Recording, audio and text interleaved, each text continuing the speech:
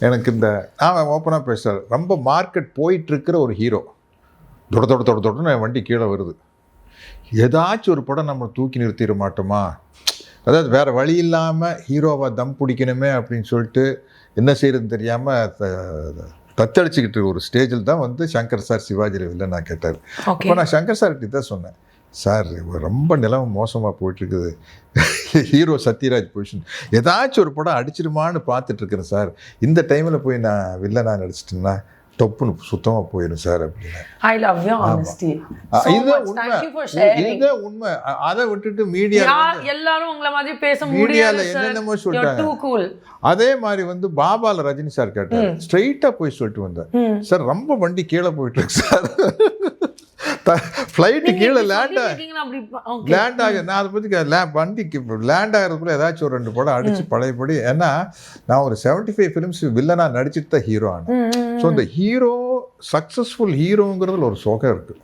நான் ஒரு பஞ்சு டைலாக் வச்சுக்கிறேன், ஒரு சக்ஸஸ்ஃபுல் ஹீரோவாக இருக்கையில், சக்ஸஸ்ஃபுல் ஹீரோயினாக இருக்கையில் சினிமா நம்ம கையில் இருக்கும், கேரக்டர் ஆர்டிஸ்டாக வந்துட்டு நம்ம சினிமா கைக்கு போயிடணும், சினிமா சொல்கிறபடி கேட்குற மாதிரி ஆயிடும். சரி, அதை முடிஞ்ச அளவுக்கு எடுத்து பிடிக்கலாம், மைண்ட் செட்டே மாறும். அதனால் வந்து தம் பிடிக்கலாம்னு பிடிச்சி பார்த்தா முடியல. அப்புறம் வந்து வண்டி ஓட்டி பார்த்தா முடியல, கீழே வந்தாச்சு வண்டி, இனி சும்மா வீட்டில் உட்காந்துட்டு என்ன கிடைக்க போகலாம் அப்படின்ட்டு. சார் நீங்கள் இப்படி பேசுங்க, but do you even realise like நீங்கள் ஸ்க்ரீனில் 2 நிமிஷம் வந்தாலும் like you are such an impactful. என் படத்து டைட்டில்லாம் பார்த்தீங்கன்னா வள்ளல், பிரம்மா, மகுடம் அப்படித்தான் இருக்குப்பா. 6.2ன்னு ஒரு படத்துக்கு டைட்டில் வச்சாங்க என்னோட ஹைட்டுக்காக. அப்படியெல்லாம் ஒரு பந்தா பண்ண ஹீரோ நான் பண்ணல, அவங்களாம் வச்சாங்க. குன்னூரில் வண்டிச்சோலைன்னு ஒரு கியூட் வில்லேஜ் இருக்குது குன்னூர் பக்கத்தில். இன்னி வரலும் என் பேரில் ஒரு டைட்டிலும் இல்லை, நான் அழகணும்ல பாரு. அங்கே வந்து நான் ஒரு வீடு வாங்கினேன், அங்கே வந்து சும்மா ஊட்டிக்கு பக்கத்தில் குன்னூர். உடனே அடுத்த படத்துக்கு என் படத்துக்கு என்ன டைட்டில் தெரியுமா, வண்டிச்சோலை சின்ராஸ். ஏன்னா ஹீரோவை குஷி கொடுத்து பிரம்மா வள்ளல். ஆமாம். அப்புறம் எனக்கு வந்து ஒரு பெரிய கேப்பு, அப்பா கூடயும் நடிக்கணும், ரஜினி சார் கூடயும் நடிக்கணும் அப்படிங்கிறது ஒரு கேப் இருந்துகிட்டே இருந்தது.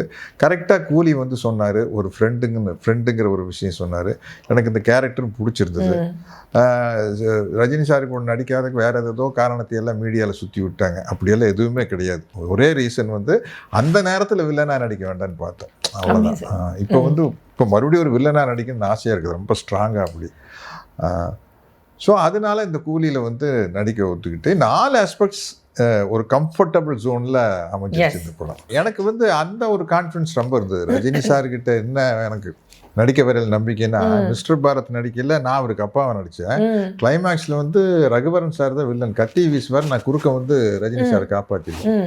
முதல்ல அதெல்லாம் யோசிச்சாங்க. சத்யராஜ் அப்போ ரஜினி சார் தான் சூப்பர் ஸ்டார், சத்யராஜ் வந்து ரஜினி காப்பாற்றுறதா அப்படிங்கிற மாதிரி. அப்புறம் ரஜினி சார் தான் ஃபைட் பண்ணி இல்லை சீன் ஆஸ் பர் சீன் அவர் காப்பாற்றினா தான் நல்லாயிருக்கும் அப்படின்னு சொல்லி அந்த கம்ஃபர்ட் பண்ணி கொடுத்தாரு. ஸோ அந்த ஒரு தைரியம் இருக்குது அவர் கூட இருக்கில்ல. ஒரு மனுஷன் ஸ்டைலாகவே பிறந்து ஸ்டைலாகவே வாழ்ந்துட்டு இருக்கிறாருன்னா அது ரஜினி சார் தான் 100%. அவர் மாதிரி they can be only one. ஆமாம், அவர் ஸ்டைலாகவே இருக்கிறார், அவர் ஸ்டைலாக நடிக்கிறதில்ல, அவர் ஸ்டைலாக இருக்கிறார். எஸ்